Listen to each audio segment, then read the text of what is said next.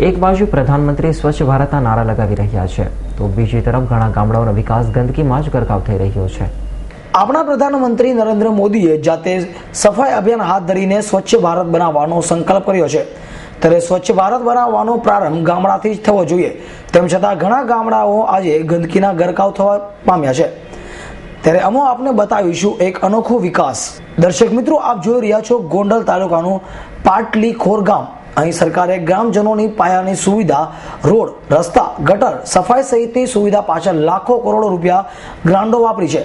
તેમ છતાં સ્થાનિક ગ્રામ પંચાયત અને લોક સુવિધાના માટે બંધાયેલા જાહેર લોક ઉપયોગી સ્થળો ગંદકીથી ખદબદી રહ્યા છે।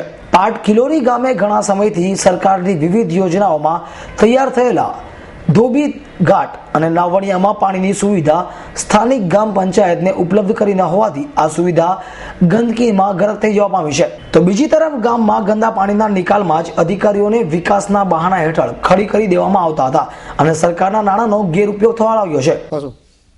અમારા ગામની અંદર બબે ધોબી ઘાટ ઘણા સમયથી બની ગયેલ છે।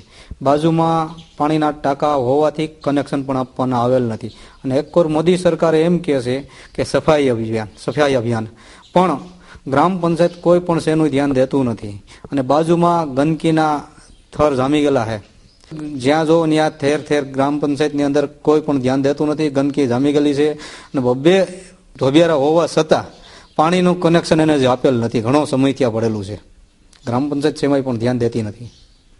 પ્રધાનમંત્રી ભલે સ્વચ્છ ભારત બનાવવાનો સંકલ્પ કરે, પરંતુ જ્યાં સ્થાનિક લોકોનો નીરસ અને અધિકારીઓની કોઠાસૂઝ યોગ્ય ના હોય ત્યાં સુધી આ સ્વપ્ન સાકાર ક્યાંથી થાય? Haresh Valiya, S9 news, Jetpur.